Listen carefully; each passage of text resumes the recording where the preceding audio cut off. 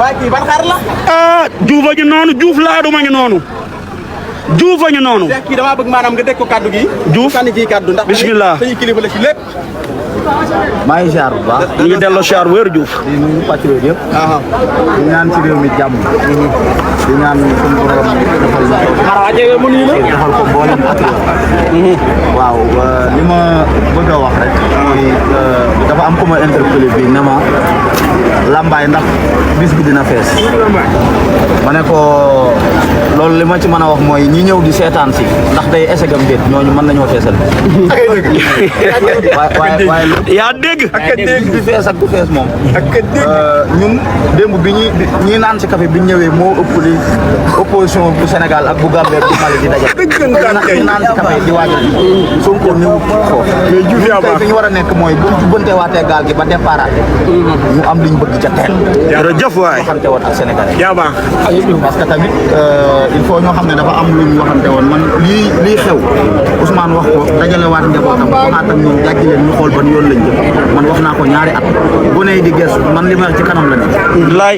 parce que ñi ngi koy tàggaleeg ay goneem naan dem leen liggéey fii amul maa tëddoon kaso di décrédibiliser nit ñi loolu du dëgg ku yor say gone yaa ngi ko téye na téye goneem gone yi rek kay dëgg. dëgg gu wér. su bàgg waree mbaam gone yi rek kay taxaw ci wetam. laay ko bëgg.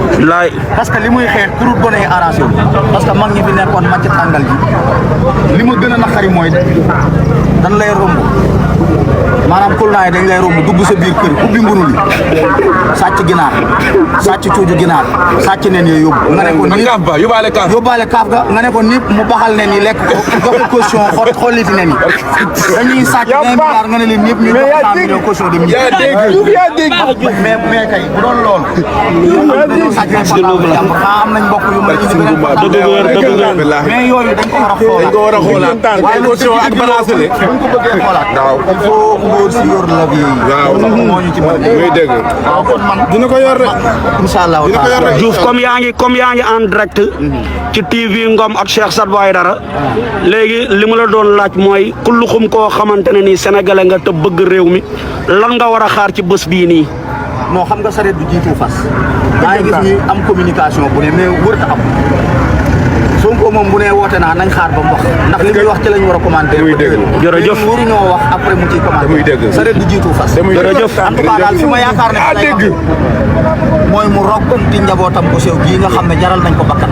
te bàyyi ñii ñu bari ñu ko topp ñoo xam ne alal a tax ñu topp ko. te bala moo xam loolu bàgg war mbaam.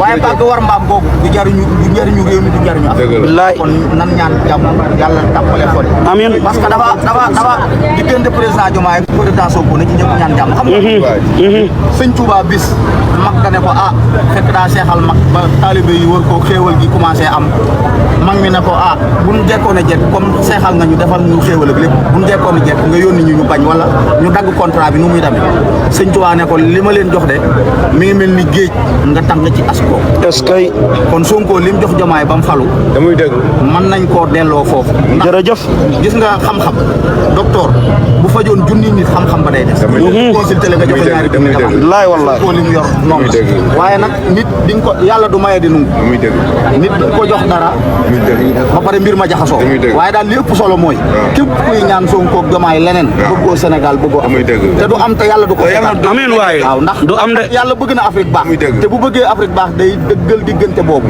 ba liñ digoon Sénégalais yi parce que leen rek lañ mën a def pour liñ digoon Sénégalais yi ñu am mooy ñoom ñaar ñu def ba benn noon du am sañ-sañu génn nguy wala ngaan jërëjëf ñii wax ñii ñoom ñoo leen ko may yàgg na te tey loolu daa war a feeñ billaay Diouf billaay Diouf benn ñaar président leen woote woon ñu loolu leen fal ba léegi Diouf benn Alaaji Malick ñaan na fi waaw nañ communiqué ci loolu des ci loolu xam nga Sonko bu fekkee moom lañ gëm te di ko déglu moo ñu joxaloon Diomaye te ba léegi waxut ñu bàyyi ko mais ñi communiqué di gor kii wala gor kee xam nga ñooñu leen war a éliminer bu am fula la bu ko amee lu ko naqari ci rakkam day génn duut baaram ndax dana ko woon dama lay fal boo jàddee ma jàdd billaay loolu mi ngi jàpp nag ñu nan ci man xam nga Thione Seck daa am lu mboyoon lu neex mooy suñu ñaari ndey suñu jotee suñu yoon nekku ci bàyyi ñoo leen fi indi billaay nu ñu def wujje kon ñun suñu ñaari jàmbaar yooyu nañ ci génn tey commentaire ci li ñu war a commentaire te maandu ci seen diggante parce que kenn mënta dem bàyyi morom jërëjëf asalaamaaleykum jërëjëf Diouf jërëjëf